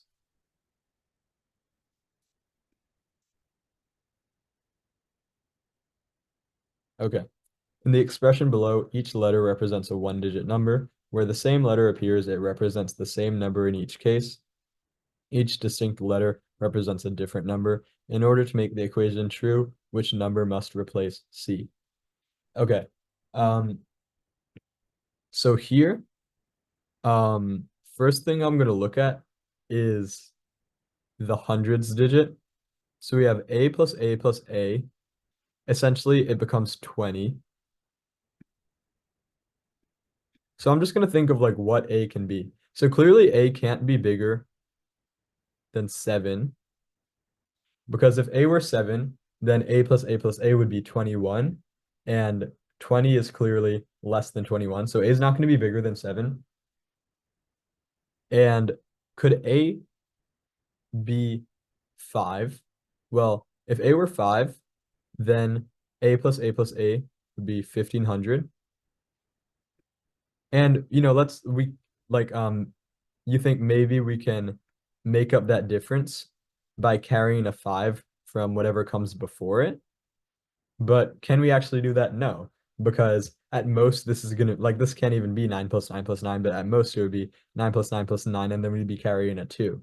So we're definitely not going to be carrying a 5. So a is not going to be less than 5, meaning a has to be 6. Right, and that makes sense because then we have 6 plus 6 plus 6, 18, and then we just need to carry a 2 here to make that 20, which we can do. So I'm going to rewrite this now knowing that a is 6.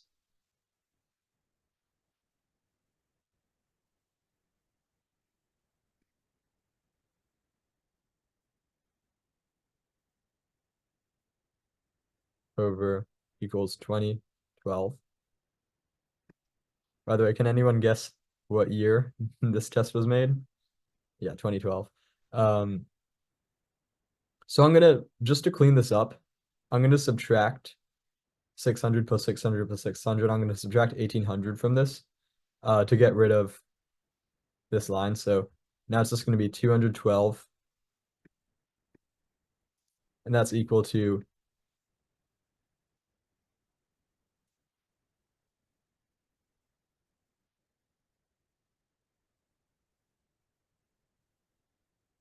BC 6 and 66. And then I'm also going to subtract 66 from this, from both of these, to make this disappear. So now, sorry.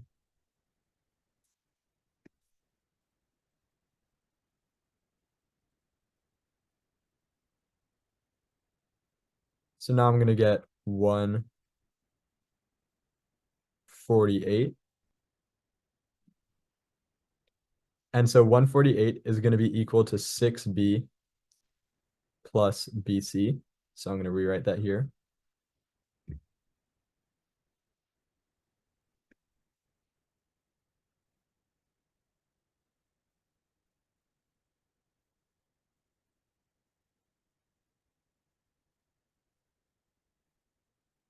Oh, wait, sorry, I meant 146, 146.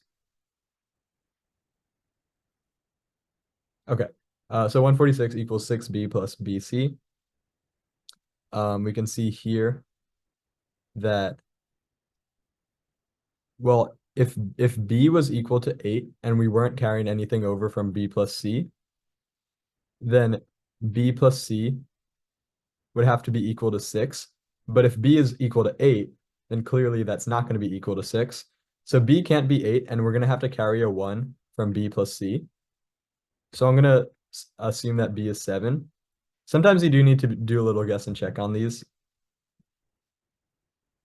So let's say b is 7. Then this is going to be 13, and we need to carry a 1 from here. So 7 plus c would have to be 16. So then c would be 9. So we get E.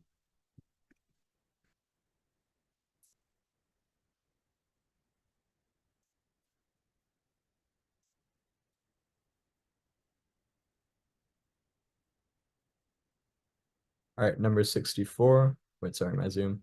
Okay. Number 64, 15 people received an email and sent it to 3 different friends each, who in turn each sent it to 2 new people. What percent of the total number of people who received the email are the original 15 people? Okay, so I'm going to draw this out. So You have 15 people, and they each sent it to 2 new people. So in total, that's 30. I'm just gonna write it actually as 15 and 15. And then each of those people sent it to 3 new people. So I'm gonna write each of these as 15.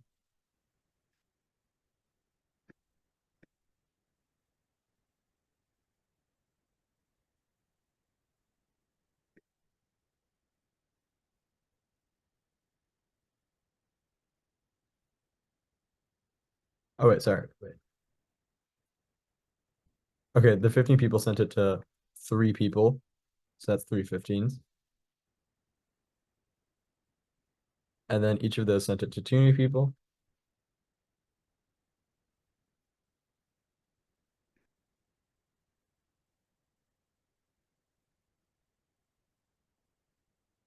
So I'm just going to add up all these people. So this is 6 times 6. So this is 6 15s over here. This is 3 15s. And this is 1 15. So in total, we have 10 times 15 people who got this email. And the number of the original people, the original 15 uh, is just 15. So this is going to be 15 divided by 10 times 15. That cancels out. We get 1/10. And 1/10 equals 10%. So it's B.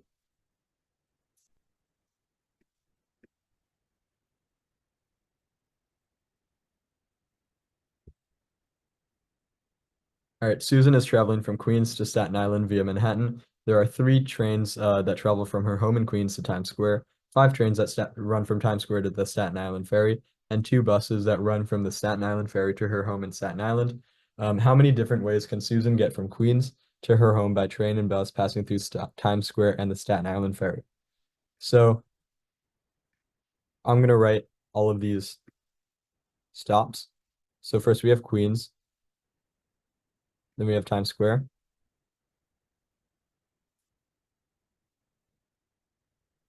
and then we have Staten Island Ferry, and then we have her home in Staten Island. So we have 3 ways to get from Queens to Staten Island,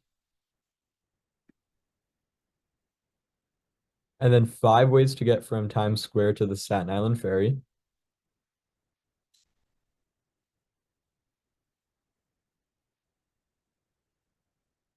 And then 2 ways to get from the Staten Island Ferry to her home in Staten Island.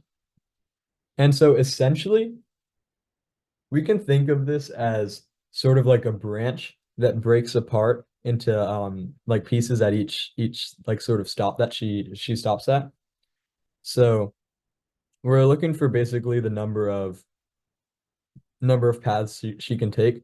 So we have 3 options for the first one. Let's say she takes this one, and then 5 options for the second one. Let's say she takes that one, and then 2 options for the last one.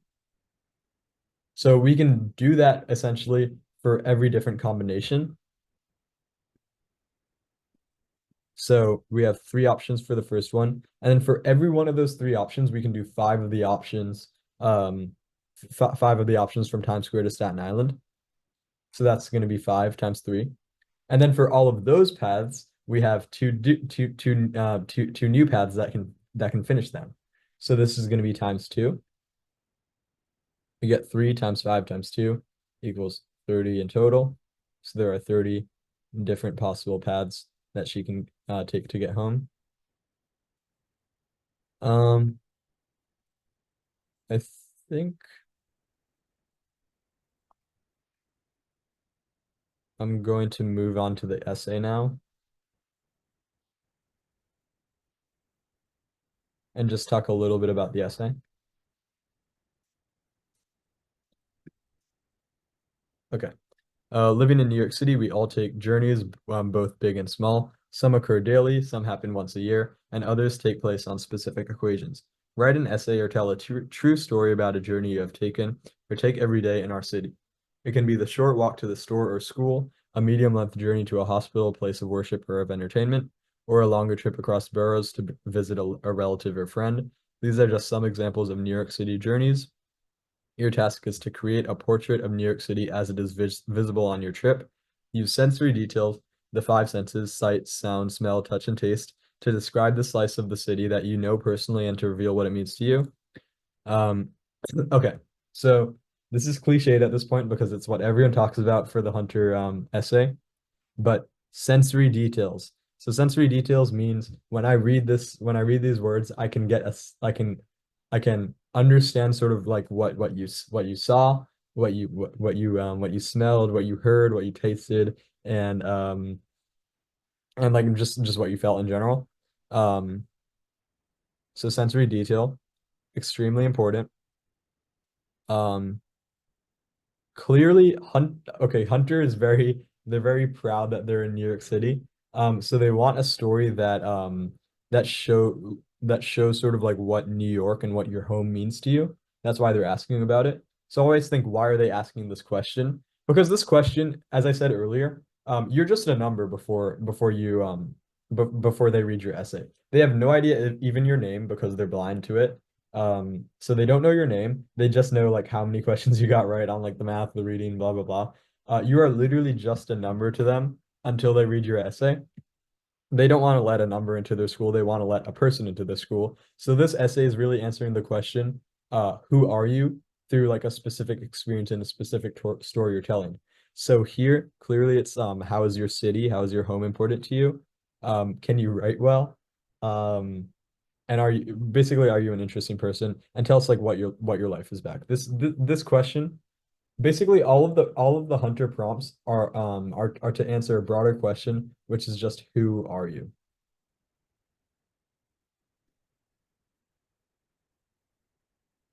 Now I'm going to go over very broadly sort of the diagram for a good essay. So you have your intro, your body paragraphs, and your conclusion.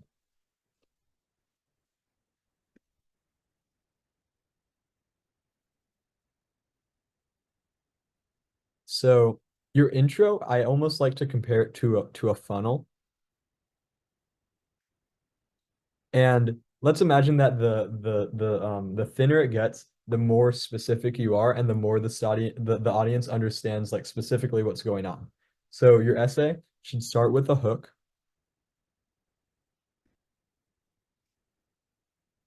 Now, the hook is not meant to tell your reader everything that's going on. In fact, the fact that it withholds some like maybe like where you are or like what's happening, it withholds part of the plot, makes it interesting because it makes your audience want to read more. So you should start with your hook. Think of this as like the appetizer for like a meal. Um, and then you get into more specific details, so slowly reveal like where you are, what you're doing, what you're thinking, but don't say like here I was, like your first sentence should not be here I was with my mom at the library. No, it shouldn't be that. It should start with the hook and then maybe like I glanced at my mom as we looked over like the shelves of books or something like that, something where it's starting to become more and more clear slowly that you're with your mom at the library, but it shouldn't be dumped all at the beginning. So uh details getting narrower. And then you have your thesis for the essay. Now I hesitate to use the word thesis because you're not really trying to prove a point with this essay. It's not analysis. I mean, they do have an analysis section on some of the newer Hunter tests because they have two essays on some of them. But you don't really have a main you don't have a main thing that you're trying to prove, but you do have a main sort of message that you are trying to get across. Essentially, like it's a one sentence answer to the question, to the prompt, within your 2 page long answer to the prompt. So essentially, your thesis could basically be, you know, what living in New York City means to you. So, New York City to me means being I don't know, like with my family, like maybe you have family here. Maybe it means being like so close to all this excitement and like everything that's happening, stuff like that. like that's like really the one sentence. This is the one sentence summary of your entire your essay. And then your body paragraphs, I think generally two is a good amount. If you can fit in three, you can fit in three, and that's great. But two tends to be good. The way I like to imagine your body paragraphs is, let's say this is the first one. So I'm going to write BP1.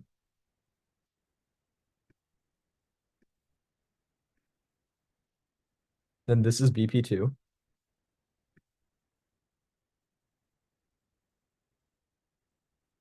I'm only going to write one and two. So what I like is your body paragraph two should start basically almost like start sort of a little bit overlapped with with the ending of body paragraph one. So it's like your first sentence of body paragraph two should sort of not restate, but um throw back to your body paragraph one and then launch into something new. So we have a feeling of like momentum and like we're being carried forward by your essay.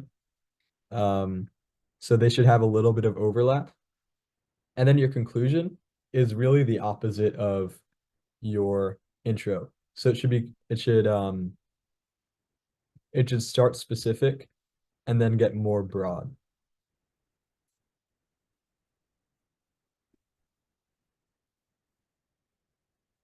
So maybe it starts when like you reach um like a very specific thing that you learned that day, or sort of like maybe the climax of your story. Um and then maybe smaller takeaways.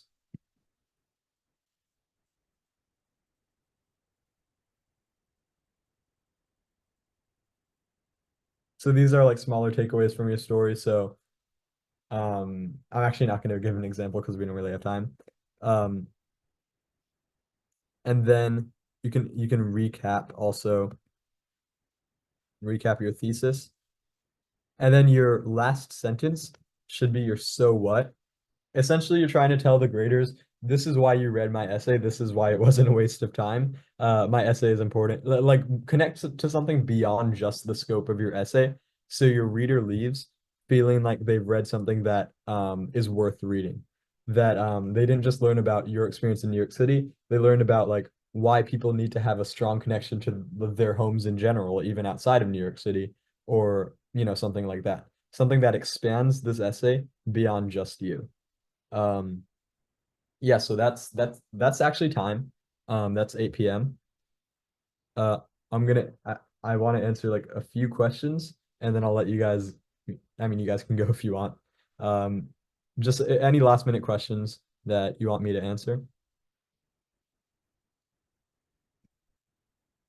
Okay, sure, Leon.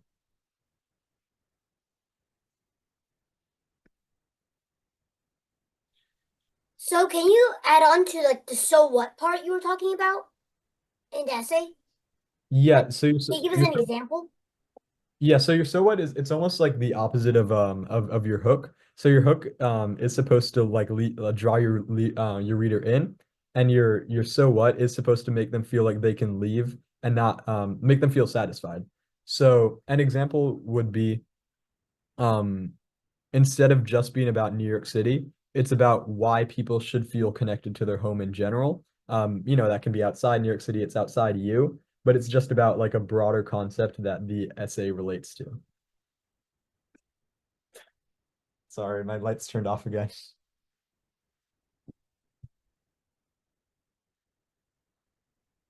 Okay. I think one more question.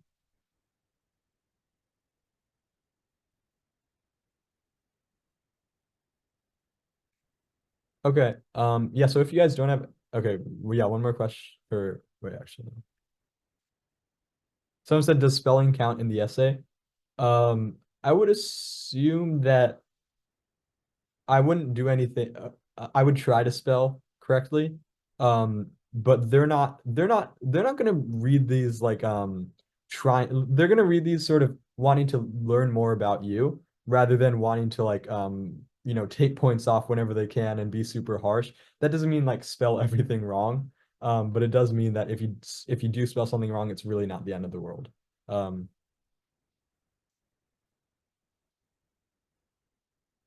okay. So I think so that's time. So I hope you guys have a great night. I can't answer any more questions. So good luck, happy studying, and yeah, hope you guys all do well. Bye. Have a good night.